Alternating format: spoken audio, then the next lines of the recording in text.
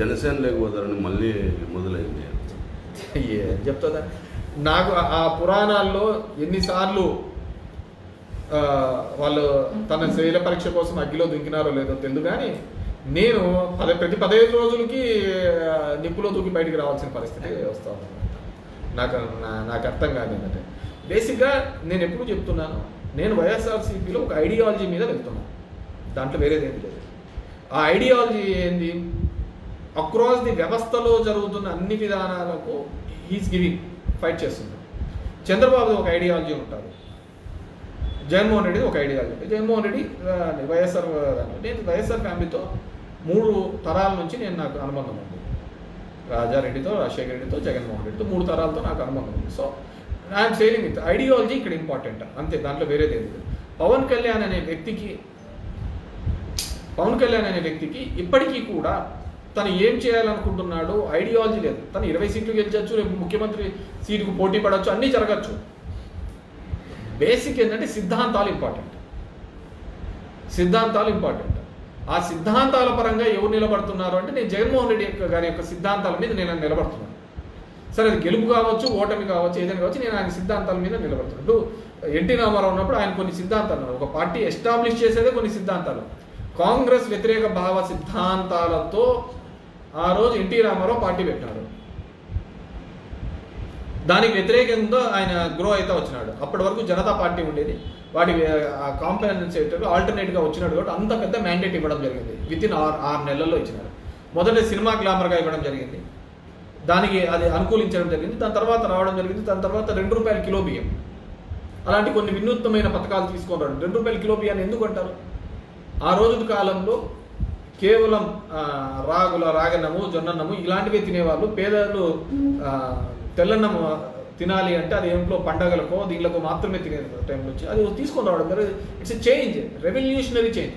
సరే, ఈరోజు షుగర్లు వచ్చి అదర్ రోగాలు వచ్చేసి డబ్బున్నోడు ఇవి తింటున్నాడు, డబ్బు లేనోడు డబ్బున్నోడే రాగి ముద్ద తింటున్నాడు. ఆ రోజు ఆపోజిట్గా ఉంటాయి. So it's a revolutionary change. Aarogyasri అనేది ఇట్స్ ఎ రెవల్యూషనరీ చేంజ్. ₹1 జోబిలో డబ్బు లేకపోయినా వాడు కింద పడతానే ఒక ఆధార్ కార్డో ఇంకో కార్డో తీసుకొని పోయి హాస్పిటల్లో ఫ్రీగా చేయించుకుంటున్నాడు.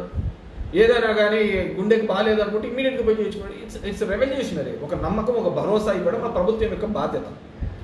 ఆ బాధ్యతగా రాజశేఖర రెడ్డి చేసినాడు, జగన్మోహన్ రెడ్డి చేసినాడు. చంద్రబాబు ఒక్కటి చేసినాడని చెప్పమనండి. ఎవడో తెచ్చిన ఐటీని నేనంటాడు, ఎవడో చేసిన నాదంటాడు.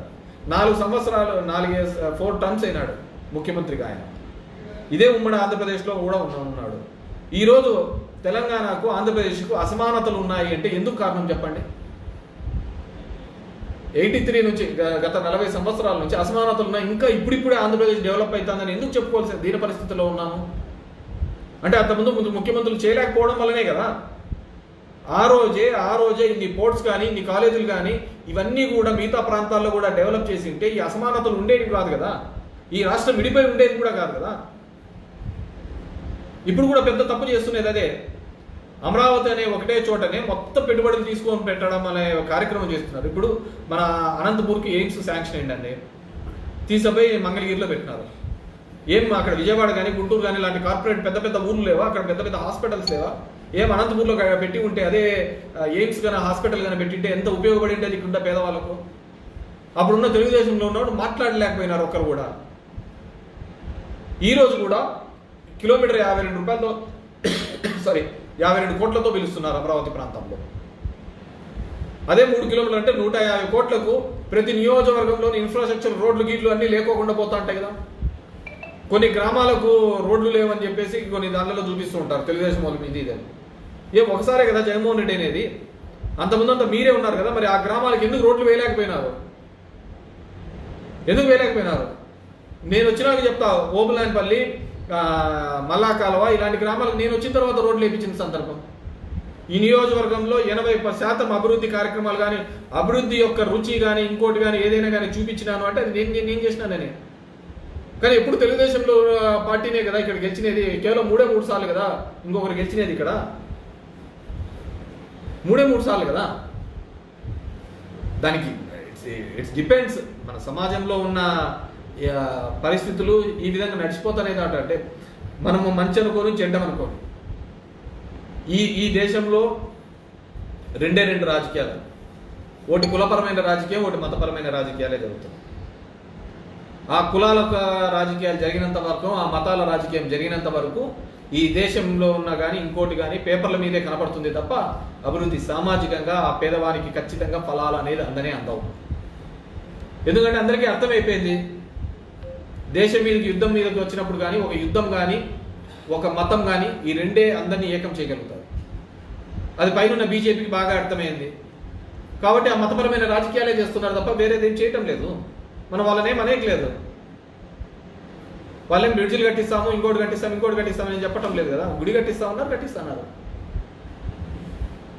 ఇక్కడ కూడా అంతే. మనం ఏం చేసినామనే కాదు కదా, ఎండ్ ఆఫ్ ది డే ఆ కులం ఆధారితంగానే రాజకీయాలు జరుగుతున్నాయి.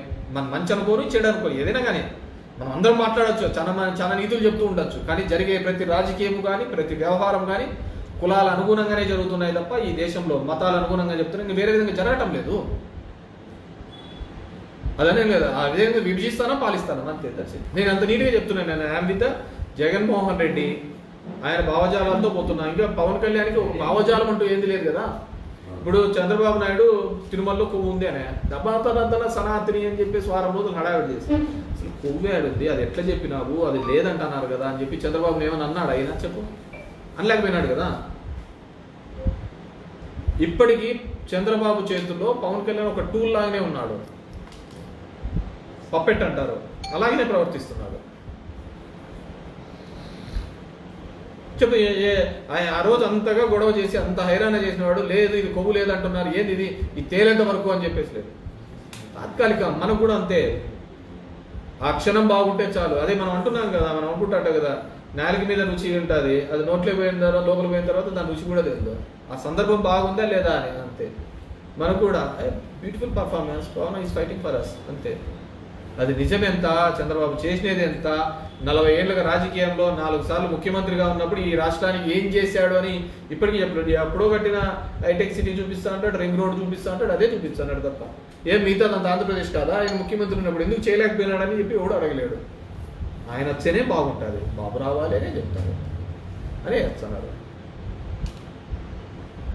చెప్పే కదా ఎంతమంది ఆ చదువు చెప్పిన ఆ తల్లిదండ్రులకు లేకపోయింది, లేకుంటే ఆ బాగుపడిన వాళ్ళకు లేకపోయింది. ఓన్లీ లిక్కర్ బ్యాచ్ బాగా సక్సెస్ అయినారు. పవర్ ఆఫ్ లిక్కర్ అంతా. దట్స్ బ్యూటీ ఆఫ్ డెమోక్రసీ, ప్రజాస్వామ్యం ఎక్కాలి. ఇంకేమన్నా